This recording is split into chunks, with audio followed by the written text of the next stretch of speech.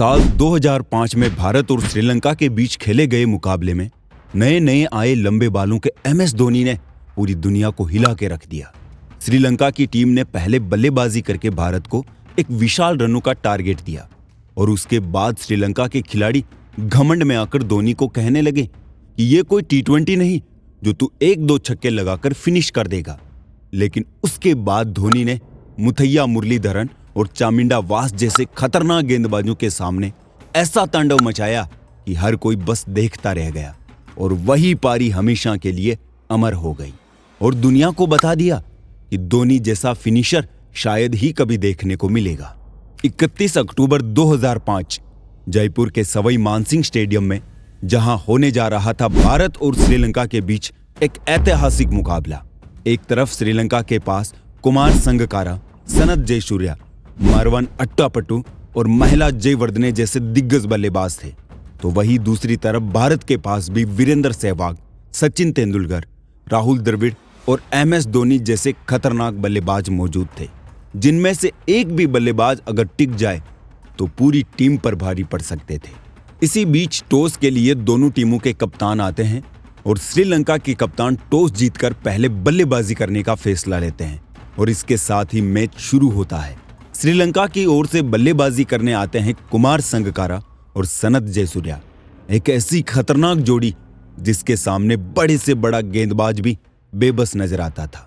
वहीं भारत की ओर से इरफान पठान पहला ओवर लेकर आते हैं, जिनकी लहराती गेंदों के सामने विश्व का कोई भी बल्लेबाज गच्चा खा जाता था।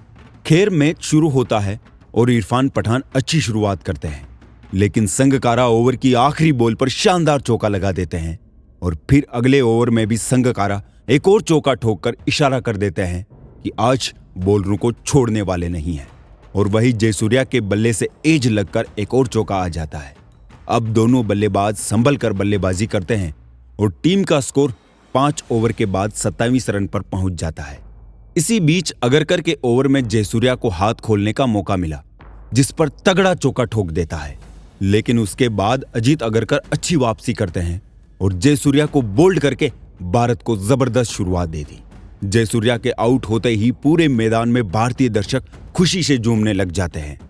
जयसूर्या के आउट होने के बाद क्रीज पर आते हैं मारवन अट्टापट्टू, जो एक बेहद शांत और तकनीकी रूप से मजबूत बल्लेबाज माने जाते थे।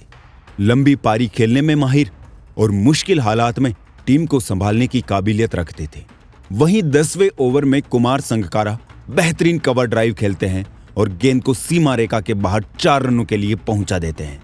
लेकिन इसी ओवर में अजीत अगरकर की शानदार गेंद पर मारवन अट्टापट्टू पूरी तरह चकमा खा जाते हैं। गेंद बल्ले का किनारा लेकर सीधा कीपर के पास जाती है। गेंदबाज जोरदार अपील करते हैं, लेकिन एम्पायर ने इसे नकार दिया। रिप्ले में साफ दिख रहा था कि गेंद बल्ले से लगकर गई थी, लेकिन उस समय रिव्यू सिस्टम नहीं था और इसी वजह से अट्टापट्टू को यहां एक बड़ा जीवनदान मिल जाता है और इसी के साथ श्रीलंका का 10 ओवर के बाद स्कोर हो जाता है 51 रन। अब दोनों बल्लेबाज सिंगल डबल लेकर स्कोर को आगे बढ़ाकर भारतीय टीम को टेंशन में डाल रहे थे, लेकिन अगले ओवर में जयप्रकाश यादव ने शानदार गेंद पर अट्टापट्टू को कीपर के हाथों कैच करवाकर उसकी पारी का अंत कर दिया। ये विकेट भारत के लिए कितना जरूरी था, जयप्रकाश के गुस्से से और भारतीय टीम के सेलिब्रेशन से ये साफ समझ में आ रहा था। अब महिला जयवर्धने बल्लेबाजी करने आए और जयवर्धने ने आते ही थर्ड मैन की दिशा में टहलाकर एक शानदार चौका जड़कर अपना खाता खोला। अब दोनों बल्लेबाज मिलकर स्कोर को आगे बढ़ाते हैं, लेकिन तभी हरभजन सिंह के ओवर में भारत को रन आउट का मौका मिला। संगकारा हल्के हाथ से खेलकर सिंगल लेना चाह रहे थे। कवर पर खड़े द्रविड़ ने शानदार थ्रो किया, लेकिन हरभजन सिंह स्टंप के आगे खड़े थे, जिससे संगकारा बाल बाल बच गए। हरभजन की लापरवाही ने एक चांस मिस कर दिया। अगली ही बॉल पर जयवर्धने एक बार फिर थर्ड मैन की दिशा में एक और चौका लगा दिया।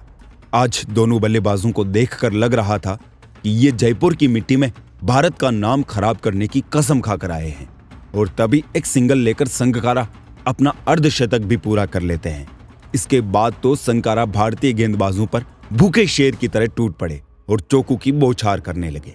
32 ओवर के बाद श्रीलंका का स्कोर 2 विकेट के नुकसान पर 133 रन था और दोनों बैट्समैन पूरी लय में खेल रहे थे। जयवर्धने तो इतनी आसानी से टहलाकर चौके मार रहे थे कि बॉलर भी परेशान हो गए कि अब इसका क्या करें। और फिर संगकारा मिड विकेट पर शानदार शॉट खेलते हैं और बॉल को 6 रनों के लिए बाउंड्री के पार भेज देते हैं। अगले ओवर में सिंगल लेकर जयवर्धने भी अपना अर्धशतक पूरा कर लेते हैं। अब दोनों बल्लेबाजों की पिटाई से भारतीय बॉलर भी पूरी तरह टूट चुके थे। संगकारा एक और जबरदस्त छक्का जड़कर टीम के स्कोर को 40 ओवर के बाद 200 के करीब लाकर खड़ा कर दिया।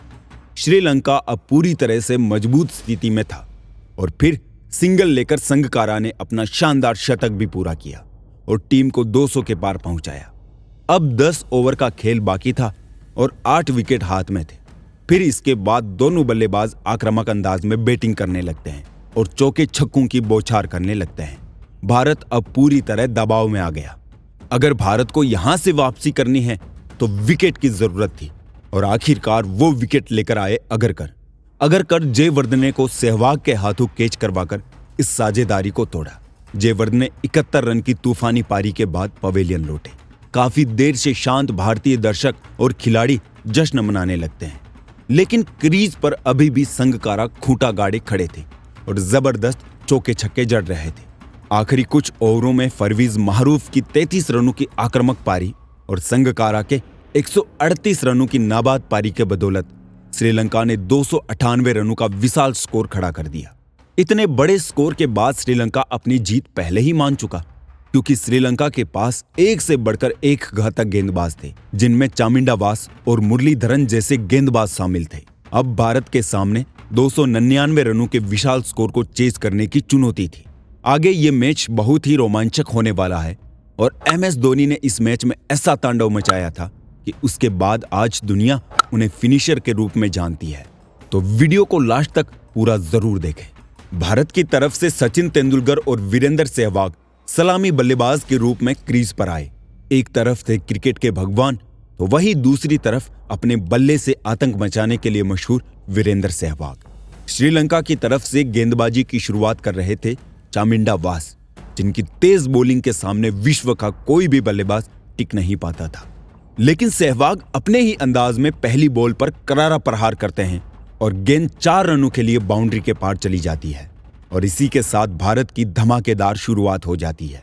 सचिन भी शानदार शॉट खेलते हैं और 2 रन भागकर अपना खाता खोल देते हैं। लेकिन तभी चामिंडा वास एक खतरनाक बॉल डालते हैं और गेंद सचिन के बल्ले से टकराकर कीपर के पास चली जाती है, जहां संगकारा शानदार डाइव लगा के एक जबरदस्त कैच लपक लेते हैं। और फिर तो श्रीलंका के खिलाड़ी मैदान में पागलों की तरह जश्न मनाने लग गए, क्योंकि उस समय सचिन का आउट होना मतलब आधी टीम आउट हो गई। सचिन के आउट होने के बाद पूरे भारत में सन्नाटा सा छा गया। लेकिन अब मैदान में जो हुआ वो सबको हैरान कर देने वाला था। कप्तान द्रविड़ अलग ही चाल चलते हैं और MS धोनी को नंबर 3 पर बल्लेबाजी के लिए भेज देते हैं। हैरानी की बात यह थी कि धोनी फिनिशर के तौर पर नंबर 6-7 पर बल्लेबाजी करते थे, लेकिन आज उन्हें ऊपर बैटिंग करने के लिए भेजा जाता है। लेकिन उस समय किसी को पता नहीं था कि यह फैसला आगे चलकर इतिहास रचने वाला है। मैच आगे बढ़ता है और धोनी ने आते ही चामिंडा वास जैसे खतरनाक बॉलर को कवर के ऊपर जबरदस्त छक्का जड़ दिया और इशारा कर दिया कि आज तुम्हारी खैर नहीं। लेकिन इसके बाद चामिंडा वास धोनी के पास आकर कहने लगता है कि यह छक्का तो ऐसे ही तुक्के में चला गया, हिम्मत है तो अब मार के दिखा। लेकिन आज तो धोनी सिर पर कफन बांध कर आए थे और तभी धोनी चामिंडा वास को जवाब देते हुए एक और जोरदार छक्का जड़ देते हैं और बॉलर को बता देते हैं कि आज तुमको कोई नहीं बचा पाएगा। मैदान में चारों ओर अब दर्शक झूमने लग जाते हैं, क्योंकि ऐसा तांडव तो आखिरी के ओवर में देखने को मिलता है। लेकिन आज तो धोनी शुरुआत में ही धमाका करने लग जाते हैं। अब शुरुआत में ही बॉलर के साथ फील्डर भी दबाव में आ जाते हैं और हाथ से चौके छोड़ने लग जाते हैं और धोनी इसी दबाव का फायदा उठाते हैं और महरूफ को पहले तो लॉन्ग ऑन पर एक शानदार छक्का लगाया और फिर आखिरी बॉल पर एक और चौका लगा दिया। आज तो मानो धोनी का बल्ला आग ही उगल रहा था। और फिर महरूफ के अगले ओवर में भी धोनी जोरदार प्रहार करते हैं और सामने की ओर चौका जड़ दिया। फिर सभी श्रीलंका के खिलाड़ी एकजुट होकर धोनी को रोकने का प्लान करते हैं और स्लो बॉल का प्लान बनाते हैं। लेकिन धोनी आज कहां रुकने वाले थे और अंतिम बॉल पर भी इस ओवर का तीसरा चौका जड़ दिया। अब भारत का स्कोर महज 10 ओवर में ही 75 रन पर पहुंच चुका था। इतने बड़े स्कोर का पीछा करते हुए भारत की ये बहुत तेज शुरुआत थी और अगले ओवर में धोनी आगे बढ़कर जोरदार प्रहार करते हैं और चामिंडा वास के घमंड को और गेंद को फिर से 4 रनों के लिए सीमा पार भेज दिया। धोनी फास्ट बॉलर को इस तरह आगे बढ़कर चौके जड़ रहे थे जैसे मानो कोई स्पिन बॉलर हो। फास्ट बॉलर की इस तरह की धुलाई के बाद स्पिनर अच्छी बॉलिंग करते हैं। मुरलीधरन सहवाग को एलबीडब्ल्यू आउट करके इस खतरनाक जोड़ी को तोड़ा। सहवाग 39 रन की अहम पारी खेलकर पवेलियन लौट गए, लेकिन धोनी तो आज श्रीलंकाई गेंदबाजों पर भूखे शेर की तरह हमला कर रहे थे और फुलटॉस गेंद पर एक और जोरदार छक्का लगा दिया। अब धोनी द्रविड़ के साथ मिलकर स्कोर को आगे बढ़ाते हैं। इस तरह 18वें ओवर तक भारत का स्कोर 121 रन पर पहुंच जाता है, जिसमें धोनी अकेले ने 71 रन जोड़ दिए, जिसमें 6 गगनचुंबी छक्के भी शामिल थे। छक्के भी इतने विशाल थे जो बाउंड्री के पार नहीं, ग्राउंड के बाहर जा रहे थे। धोनी के सामने मुरलीधरन और चामिंडा वास जैसे महान गेंदबाज भी बिल्कुल साधारण लग रहे थे। अब दोनों बल्लेबाज मिलकर स्कोर को आगे बढ़ाते हैं। देखते ही देखते धोनी अपने शतक के करीब आ जाते हैं। स्टेडियम में बैठे दर्शक भी बेसब्री से इंतजार करने लगे और तभी एक सिंगल लेकर धोनी ने अपना शानदार शतक भी पूरा कर लिया। धोनी ने 85 बॉल पर 100 रन जड़ दिए। स्टेडियम में चारों तरफ तिरंगे लहराने लगे। 27 ओवर के बाद भारत का स्कोर 2 विकेट के नुकसान पर 185 रन पर पहुंच जाता है। यहां से लग रहा था भारत के ये दोनों बैट्समैन ही मैच जिता देंगे, लेकिन तभी मुरलीधरन एक शानदार बॉल डालते हैं और राहुल द्रविड़ को खुद ही कैच करके पवेलियन भेज देते हैं। विकेट भले ही गिर रहे थे, लेकिन धोनी पर इसका जरा भी असर नहीं पड़ रहा था। महरूफ लॉन्ग ऑन पर फील्डर लगाकर जड़ों में गेंद डाली, लेकिन धोनी पूरी ताकत से उस गेंद को 6 रनों के लिए बाउंड्री के पार भेज देते हैं। धोनी यहीं नहीं रुके, अगली ही फुलटॉस बॉल पर चौका जड़ दिया। ऐसा लग रहा था कि धोनी के हाथ में आज कोई बैट नहीं बल्कि तलवार है जो श्रीलंकाई गेंदबाजों को काट रही है। 30वां ओवर लेकर आए मुरलीधरन को धोनी स्टंप पर आती बॉल पर पीछे हटकर जोरदार प्रहार किया और गेंद सीधे सीमा रेखा के पार हो जाती है।